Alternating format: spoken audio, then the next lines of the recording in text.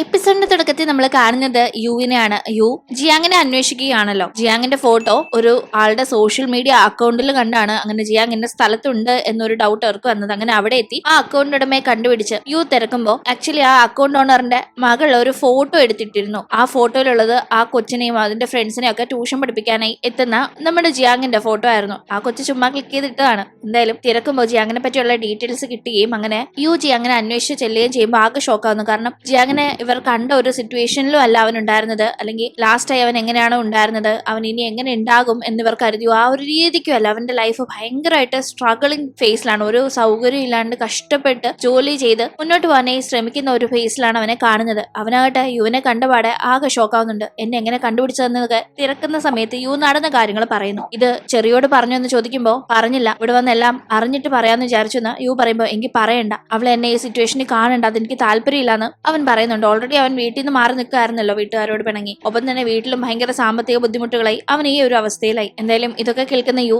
നിനക്ക് എന്താ കുഴപ്പം, ഈ ഒരു സിറ്റുവേഷൻ ആണോ നീ കുഴപ്പമാണെന്ന് പറയുന്നത്, അതൊക്കെ മാറാവുന്നതല്ലേ ഉള്ളൂ. അവളാണെങ്കിൽ നിന്നെ പറ്റി അറിയാതെ യാതൊരു സന്തോഷം ഇല്ലാണ്ട് സമാധാനം ഇല്ലാണ്ട എങ്ങനെയെങ്കിലും നിന്നെ കണ്ടുപിടിക്കാനാ അവളുടെ ആഗ്രഹം. എത്ര വർഷം എടുത്താലും നിനക്കായി കാത്തിരുന്ന് നിന്നെ കണ്ടുപിടിക്കുക തന്നെ അവൾ ചെയ്യും. അതുകൊണ്ട് നീ ഇങ്ങനെ ഒളിച്ചു നിന്നിട്ട് കാര്യമില്ല എന്നൊക്കെ യു പറയുമ്പോൾ അതൊന്നും കേൾക്കാനായി ജിയാങ് ആദ്യം തയ്യാറാവുന്നില്ല. തന്നെ പറ്റി ചെറിയോട് പറയണ്ട, അതാ അവൾക്ക് നല്ലതെന്ന് തന്നെ പറയുന്നവൻ അവൾ ഇത്രയും വർഷം ഞാൻ കോൺടാക്ട് ചെയ്യാതിരുന്നിട്ടും എന്നെ അവളുടെ ജീവിതത്തിലെ ഓരോ കാര്യങ്ങളും അറിയിക്കാനായി മെസ്സേജ് അയക്കുന്ന ഒക്കെ തന്നെ ഞാൻ കാണുന്നുണ്ട്. പക്ഷെ അവൾക്ക് റിപ്ലൈ കൊടുക്കാതിരിക്കാനായി അവൾ ഓൺലൈനിൽ ഇല്ലാത്ത സമയത്ത് കയറി മാത്രമാണ് ഞാൻ ആ മെസ്സേജുകൾ വായിക്കുന്നതെന്നും അവൻ പറയുന്നുണ്ട്. എത്രത്തോളം യു ചെറിയുടെ മുന്നിലേക്ക് വാ, ചെറി നിന്നെ കാണട്ടെ, അവൾക്ക് സമാധാനം ആവട്ടെ, സന്തോഷമാവട്ടെ എന്നൊക്കെ പറഞ്ഞ് ജിയാങ്ങിനെ കൺവിൻസ് ചെയ്യാൻ നോക്കുന്നോ. ജിയാങ് അതൊന്നും തയ്യാറാവുന്നില്ല. അവൻ ലൈഫിൽ കുത്തുവാള എടുത്തിരിക്കുന്നു എന്ന് അവന് തോന്നുന്ന സമയത്ത് അവൾ ഇങ്ങനെ അവനെ കാണുന്നതിനോട് താല്പര്യപ്പെടുന്നില്ല. എന്തായാലും യു അവിടെ നിന്ന് മടങ്ങി പോകുന്നുണ്ട്. പിന്നീട് ജിയാങ് ആയിട്ട് ഇവിടെ ഹോസ്പിറ്റലിലുള്ള അവന്റെ ഒരു കസിനെ ചെന്ന് കാണുന്നത് നമുക്ക് കാണാം. ഈ കസിനെയാണ് ജിയാങ് വിദേശത്ത് പഠിക്കാൻ പോകുന്ന കാര്യമൊക്കെ പറഞ്ഞ് ഫോൺ ചെയ്തൊക്കെ നമ്മൾ മുന്നേ കണ്ടിരുന്നത്. ഈ കസിന് യഥാർത്ഥത്തിൽ എന്താണ് പറ്റിയത് എന്നിപ്പോ അറിയില്ല, അത് പോകെ മനസ്സിലാക്കി. എന്തായാലും അയാൾ ഹോസ്പിറ്റലിലാണ്, ജിയാങ് ആണ് അയാളുടെ കാര്യങ്ങളൊക്കെ അവിടെ നോക്കുന്നത്. എന്തായാലും ഇവിടെ നിന്ന് മടങ്ങി പോകുന്ന യു ചെറിയെ പോയി കാണുന്നുണ്ട്. ആദ്യം അവളോട് കാഷ്വലി സംസാരിക്കുന്നവൻ അവളെ പ്രപ്പോസ് ചെയ്യാന്ന് കരുതുന്നുണ്ട്. പക്ഷെ അവൻ അതിന് മനസ്സ് വരുന്നില്ല. കാരണം അവളുടെ മനസ്സിൽ അവനല്ല ഉള്ളതെന്ന് അവന് നല്ല ഉറപ്പുണ്ട്. അതുകൊണ്ട് വെറുതെ പറയണ്ടെന്ന രീതിക്ക് അത് പറയാതെ അവൻ പോകാൻ ഒരുങ്ങുമ്പോഴേക്കും അവന്റെ പേഴ്സ് അവിടെ വെച്ച് മറക്കുന്നുണ്ട്. ആ പേഴ്സ് തിരിച്ചു കൊടുക്കാനായി എടുക്കുന്നവൾ അതിൽ പണ്ട് ഇവർ അക്വേറിയം കാണാൻ പോയപ്പോ കങ്ങെടുത്ത് ഇവരുടെ ഫോട്ടോ അന്ന് ആ ഒരു പ്രശ്നത്തിന് ശേഷം യു മേടിച്ചു വെച്ച് ഇങ്ങനെ പേഴ്സിൽ ഇപ്പോഴും ഇത്രയും വർഷങ്ങൾ കഴിഞ്ഞും സൂക്ഷിച്ചു വെച്ചിരിക്കുന്നുവെന്ന് അവൾ കാണുന്നുണ്ട്. താൻ ജിയാങ്ങിനെ എത്രത്തോളം സ്നേഹിക്കുന്നോ അത്രത്തോളം തന്നെ ഇവൻ തന്നെ സ്നേഹിക്കുന്നുണ്ടെന്ന് അവൾക്ക് ഒരു തിരിച്ചറിവ് ഉണ്ടാകുന്നുണ്ടെങ്കിലും അവളുടെ മനസ്സിൽ അപ്പോഴും ജിയാങ് തന്നെയാണ്. അവൾക്ക് യുവിനെ അത്രത്തോളം സ്നേഹിക്കുന്ന ക്വിന്നും ഒന്നിക്കണം എന്നതാണ് ആഗ്രഹം. എന്തായാലും ഇങ്ങനെ പേഴ്സ് തിരിച്ചു കൊടുക്കാനായി വീണ്ടും കാണുന്ന ടീം പ്രപ്പോസ് ചെയ്യാൻ വന്ന ആ ഒരു കാര്യങ്ങളൊക്കെ മാറ്റിവെച്ച് യു ജിയാങ്ങിനെ താൻ കണ്ടെന്നും അവൻ എവിടെയാണുള്ളതെന്നും അവിടെ പോയാൽ അവനെ കാണാമെന്നും എല്ലാം ഡീറ്റെയിൽഡ് ആയി ചെറിയോട് പറഞ്ഞു കൊടുക്കുന്നു. കൂടാതെ യുവിന് എന്തായാലും ഇനി വീണ്ടും അവളുടെ കൂടെ അവിടേക്ക് പോകാനേ സാധിക്കില്ല, അവന് എക്സാമും കാര്യങ്ങളൊക്കെയാണ്. അതുകൊണ്ട് തന്നെ അവൾക്ക് പോകാനുള്ള എല്ലാ കാര്യങ്ങളും അവൻ പറഞ്ഞു കൊടുക്കുമ്പോൾ അവൾ ആകെ ഷോക്കാവുന്നു. കാരണം ജിയാങ്ങിനെ പറ്റി ഇപ്പം ഇങ്ങനൊരു കാര്യം അറിയാൻ പറ്റുന്ന അവൾ പ്രതീക്ഷിച്ചിരുന്നില്ലല്ലോ. പെട്ടെന്ന് ക്ലൂലെസ് ആയിരിക്കുന്ന ടീം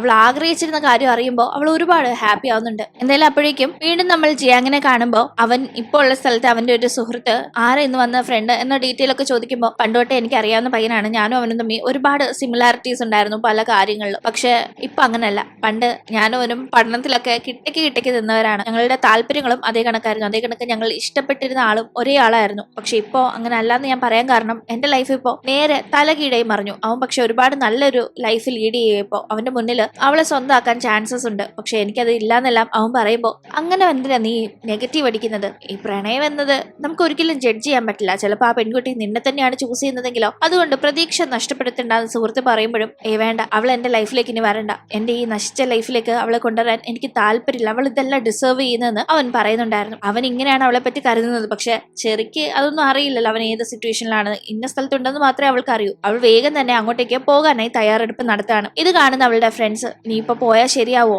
ഇൻ കേസ് അവൻ നിന്നെ അക്സെപ്റ്റ് ചെയ്തില്ലെങ്കിലോ, അവൻ വേറെ വല്ല റിലേഷനിലാണെങ്കിലോ, ജസ്റ്റ് ഇന്ന സ്ഥലത്തുണ്ടെന്ന് അറിഞ്ഞ് അങ്ങനെ അങ്ങ് പോയാൽ ശരിയാവോ എന്നൊക്കെ വീണ്ടും വലിയൊരു ഹാർട്ട് ബ്രേക്ക് അവൾക്ക് വേണ്ട എന്ന രീതിക്ക് അവർ സംസാരിക്കുമ്പോൾ എനിക്ക് അവനെ കണ്ടേ പറ്റുമെന്നും പറഞ്ഞ് അവൾ വേഗം തന്നെ പുറപ്പെടുന്നു. ഹോങ്കോങ്ങിലാണ് ജിയാങ് ഉണ്ടായിരുന്നത്. ഹോങ്കോങ് ചൈനയുടെ തന്നെ ഒരു ഭാഗമാണെങ്കിലും അത് ഒരു സ്പെഷ്യൽ അഡ്മിനിസ്ട്രേറ്റീവ് റീജിയൻ ആണ് ചൈനയുടേത്. അതായത് ഒരു രാജ്യമാണെങ്കിലും രണ്ട് ഡിഫറെന്റ് സിസ്റ്റമാണ് ഹോങ്കോങ്ങും ചൈനയും ഫോളോ ചെയ്യുന്നത്. അങ്ങനെ ഹോങ്കോങ്ങിൽ ചെറി എത്തുന്നു. അങ്ങനെ യു പറഞ്ഞു കൊടുത്ത അപ്പാർട്ട്മെന്റ് ബിൽഡിങ്ങിന്റെ അവിടേക്ക് ചെറി എത്തുന്നുണ്ട്. അവിടെ അവൾ ജിയാങ്ങിനെ അന്വേഷിക്കുമ്പോഴേക്കും നേരെ ചെന്നുപെടുന്നത് അവിടെ കഴിഞ്ഞ ദിവസം നമ്മൾ ജിയാങ്ങിനോട് സംസാരിക്കുന്ന ഒരു പയ്യനെ കണ്ടിരുന്നില്ല. ആക്ച്വലി അത് ജിയാങ്ങിന് ഇവിടെ ഓരോ പണിയൊക്കെ കൊടുക്കുന്ന അവന്റെ ഒരു മുതലാളിയാണ്. അയാളുടെ മുന്നിലാണ് ചെറിയ തെറി വിടുന്നത്. ഈ ഒരു അപ്പാർട്ട്മെന്റും അയാളുടേതാണ്, കണ്ട ലുക്കൊന്നും ഇല്ലെങ്കിലും അയാളുടെ സ്റ്റാഫായ ജിയാങ്ങിനെ സ്റ്റേ ചെയ്യാനേ അയാളത് കൊടുത്തിരിക്കുകയാണ്. ഒരു ചെറിയ അപ്പാർട്ട്മെന്റ് ആണ്, ഇടുങ്ങി ആളുകൾ താമസിക്കുന്ന ഒരു സ്ഥലം. എന്തായാലും അവിടെ എത്തുമ്പോൾ ജിയാങ്ങിനാണ് ഇവൾ അന്വേഷിക്കുന്നതെന്ന് കാണുമ്പോൾ തന്നെ ഇതാണ് അപ്പോൾ ജിയാങ് പറഞ്ഞ പെൺകുട്ടി എന്ന് മനസ്സിലാക്കുന്ന അയാൾ ജിയാങ് അവിടെ ഉണ്ടായിരുന്നില്ല. എന്നിട്ടും ജിയാങ്ങിന്റെ അപ്പാർട്ട്മെന്റിലേക്ക് അവളെ പറഞ്ഞു വിടുന്നു. അപ്പാർട്ട്മെന്റിനകത്ത് കയറുന്ന ചെറി ഭയങ്കരമായിട്ട് ഷോക്കാവാണ്. കാരണം അവിടെ യാതൊരു സൗകര്യവും ഇല്ല, വളരെ ഇടുങ്ങിയ ഒരു സ്ഥലം, ഫുൾ അഴുക്കും പൊടിയും ഒക്കെ പിടിച്ച് വല്ലാത്തൊരു സ്ഥലം. അവിടെ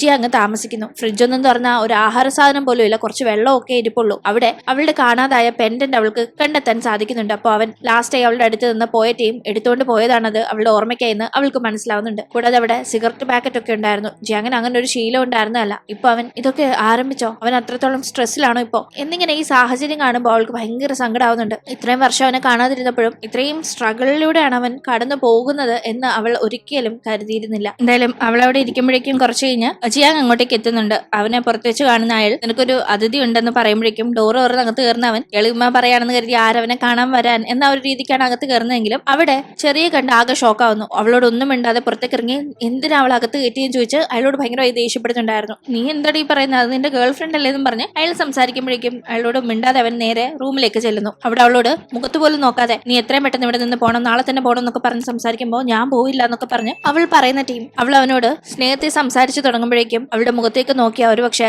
താൻ വീണ്ടും ആ പഴയ ജിയാങ്ങാവും. അവൾ തന്റെ കൂടെ ഇവിടെ നിൽക്കാൻ നോക്കും, അത് ശരിയാവില്ല, അവളുടെ ലൈഫ് സ്പോയിൽ ആവും എന്ന രീതിക്ക് അവൻ വേഗം തന്നെ അവളെ ഇവിടെ നിന്ന് പറഞ്ഞു വിടാൻ വേണ്ടി അവളോട് ഒരു താല്പര്യമില്ലാത്ത രീതിയിൽ സംസാരിച്ച് അവിടെ നിന്ന് ഇറങ്ങിപ്പോവാണ്. പുറത്തെത്തുന്ന അവൻ അയാളെ കാണുമ്പോൾ എനിക്കൊരു ഉപകാരം ചെയ്യുമോ, നാളെ രാവിലെ അവൾക്ക് ബ്രേക്ക്ഫാസ്റ്റ് വാങ്ങിക്കൊടുക്കണം, പിന്നെ അവളെ ഇവിടെ നിന്ന് പറഞ്ഞു വിടണം, ഏതെങ്കിലും ഹോട്ടലിലേക്ക് റൂം എടുത്ത് കൊടുത്ത് മാറ്റിയാലും മതിയെന്ന്, അവൾ ഇവിടെ നിർത്തരുത്, അവൾക്ക് ഇതല്ല ഡിസേർവിംഗ് എന്ന് അവന്റെ മനസ്സിൽ തോന്നുകൊണ്ട് തന്നെ അവൻ അയാളോട് പറയുമ്പോൾ നീ ഇതെവിടെ പോവാ, നിന്റെ ഗേൾ ഫ്രണ്ട് വന്നിട്ട് നീ ഇങ്ങനെ പോവാണോ ചോദിക്കുമ്പോൾ എനിക്ക് കുറച്ച് പണിയുണ്ട് ഞാൻ പോവാണെന്നും പറഞ്ഞ് അവൻ ഇവിടെ നിന്ന് പോകുന്നുണ്ട്. അവൻ ഇവിടെ നിന്ന് മാറിയാലെങ്കിലും അവൾ ഇവിടെ വിട്ടു പോയാലോ എന്ന് കരുതിയാണ് അവൻ തൽക്കാലത്തേക്ക് മാറി നിൽക്കുന്നത്. അങ്ങനെ എന്തായാലും അടുത്ത ദിവസം രാവിലെ ചെറിയൊരു കോള് വരുന്നു. അവളുടെ ഫ്രണ്ടാണ് വിളിച്ചിരിക്കുന്നത്. അവൾ ജിയാങ്ങിനെ അന്വേഷിച്ച് പോയിരിക്കുകയാണെന്ന് അറിയുമ്പോൾ സുഹൃത്ത് അവന്റെ കണ്ടീഷനൊക്കെ തിരക്കുമ്പോൾ അവൻ അത്ര നല്ല അവസ്ഥയിലല്ല ഇപ്പോൾ ഉള്ളതെന്ന് അവൾ പറയുന്ന ടീം ആക്ച്വലി ഞങ്ങൾ അവനെ പറ്റി മുന്നേ അറിഞ്ഞിട്ടും നിന്നോട് പറയണ്ടെന്ന് ക്വിൻ പറഞ്ഞതുകൊണ്ടാണ് പറയാതിരുന്നത്. അവൾ ചിലപ്പോൾ ഇതൊക്കെ ആന്റിസിപ്പേറ്റ് ചെയ്തായിരിക്കാം നിന്നെ അറിയിക്കണ്ടെന്ന് പറഞ്ഞത്. എന്തായാലും നീ അവന്റെ അടുത്ത് എത്തിയല്ലോ, എല്ലാം റെഡി ആവുന്നില്ല സുഹൃത്ത് പറയുമ്പോൾ അതെ ക്വിൻ എന്തുകൊണ്ടാ അപ്പൊ അങ്ങനെ പറഞ്ഞതെന്ന് ഇപ്പൊ എനിക്ക് കേൾക്കുമ്പോൾ മനസ്സിലാവുന്നുണ്ടെന്ന് അവൾ പറയുന്നുണ്ട്. എന്തായാലും അവനെയും കൊണ്ട് ഞാൻ ഇവിടെ നിന്ന് വരുമെന്ന് പറഞ്ഞവൾ കോൾ കട്ട് ചെയ്യുന്നുണ്ട്. അപ്പോഴേക്കും ജിയാങ് ഏൽപ്പിച്ചത് പ്രകാരം ചെറുക്കുള്ള ബ്രേക്ക്ഫാസ്റ്റുമായി അയാൾ വരുന്നുണ്ട്. ഇവിടെ അവളോട്